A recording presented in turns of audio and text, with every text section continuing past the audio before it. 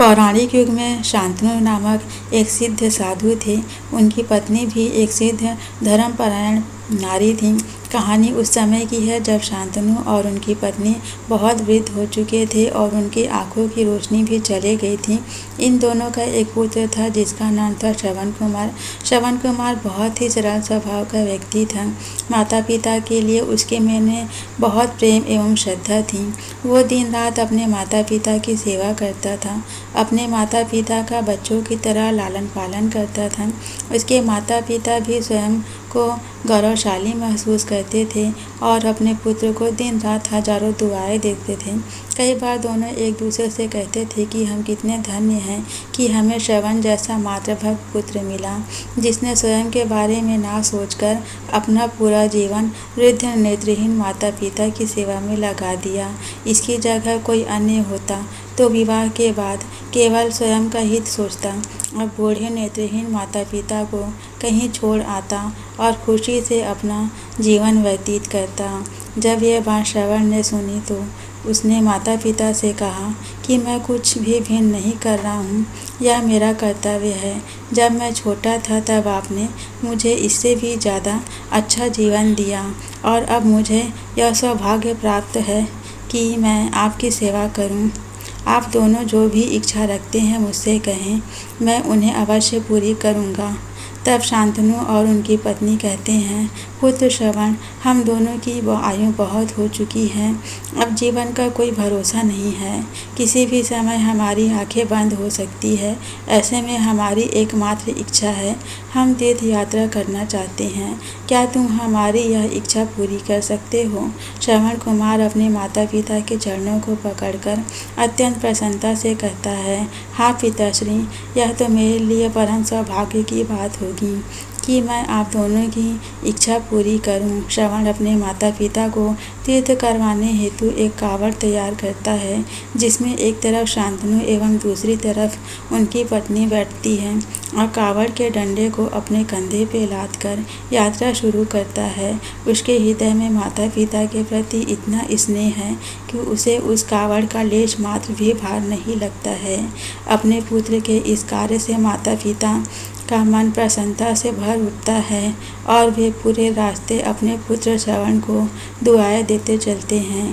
तीर्थ करते समय जब वे तीनों अयोध्या नगरी पहुंचते हैं तब माता पिता श्रवण से कहते हैं कि उन्हें प्यास लगी है। श्रवण कावड़ को जंगल में रखकर हाथ में पत्तों का पात्र बनाकर सरयू नदी के जल लेने जाता है। उसी समय उस वन में अयोध्या के राजा दशरथ आखेट पर निकले थे और उस घने वन में वह हिरण को शिकार बनाने के लिए उसके पीछे कर रहे थे। तभी उन्हें घने जंगलों की झाड़ियों के पार सरयू नदी के पानी में हलचल की आवाज़ आती है। उस हलचल को हिरण की पानी पीने की आवाज़ समझकर महाराज दशरथ शिकार के उद्देश्य से तीर चला देते हैं और उस तीर से श्रवण कुमार के हृदय को आघात पहुंचता है, जिससे उसके मुंह से पीड़ा भरी आवाज़ निकलती है, जिसे सुन दशरथ स्तब्ध रह जाते हैं और उन्हें अनहोनी का एहसास होता है और वे भागकर सरयू नदी के तट पे पहुँचते हैं, जहाँ वे अपने तीर को श्रवण के हृदय में लगा देख भयभीत हो जाते हैं और उन्हें अपनी भूल का एहसास होता है। दशरथ श्रवण कुमार के समीप जाकर उससे क्षमा मांगते हैं और उन्हें अनहोनी का एहसास होता है और वे भागकर सरयू नदी के तट पे पहुँचते हैं, जहाँ वे अपने तीर को श्रवण कुमार के हृदय में लगा देख भयभीत हो जाते हैं और उन्हें अपनी भूल का एहसास होता है। दशरथ श्रवण कुमार के समीप जाकर उससे क्षमा मांगते हैं। तब अंतिम सांस लेकर श्रवण कुमार महाराज दशरथ को अपने वृद्ध माता पिता के बारे में बताता है। कहता है कि वे प्यासे हैं, उन्हें जाकर पानी पिला दो और उसके बाद उन्हें मेरे बारे में कहना। और इतना कहकर श्रवण कुमार मृत्यु को प्राप्त हो जाता है। भारी हृदय के साथ महाराज दशरथ श्रवण के माता पिता के पास पहुँचते हैं और उन्हें पानी पिलाते हैं। माता पिता आश्चर्य से पूछते हैं कि उनका पुत्र कहाँ है।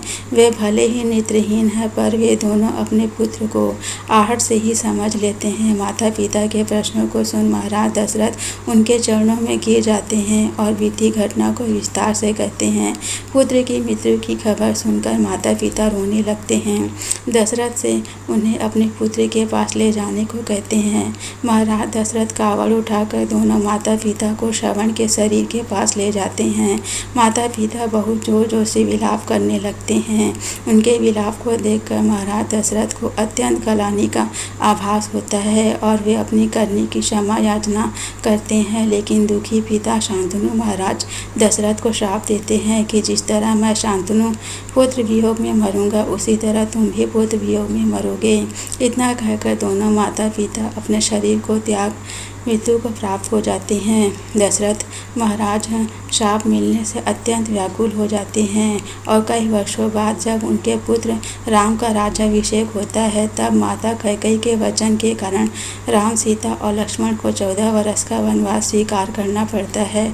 और इसी तरह महाराज दशरथ की मृत्यु भी पुत्र वियोग में होती है। अपने अंतिम दिनों में उन्हें शांतनु के कहे शब्द याद आते हैं और वे राम के वियोग में अपना शरीर त्याग देते हैं। कहानी की शिक्षा, मोरल ऑफ द स्टोरी। कहानी हमें यह कहानी यह शिक्षा देती है कि बिना लक्ष्य को देखे उसे भेदना कई बार आपको गलती का पात्र बनाता है और आप ना चाहते हुए भी दूसरों के दुख का कारण बन जाते हैं।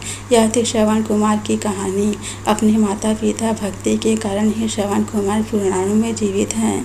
श्रवण कुमार सदैव अपनी मातृभक्ति के लिए जाने जाते हैं। उन्हीं की कहानी सुनाकर माता पिता अपने बच्चों को संस्कारित करते हैं। रामायण महाकाव्य में ऐसे कई चरित्र हैं जो हमें वास्तविक जीवन के कर्तव्यों का ज्ञान देते हैं और हमें धर्म एवं कर्म का सही मार्गदर्शन देते हैं। ऐसे ही अन्य कहानियों के लिए हमारे चैनल को सब्सक्राइब करें एवं यह कहानी पसंद आए तो अंत में जय श्री राम अवश्य लिखें। धन्यवाद।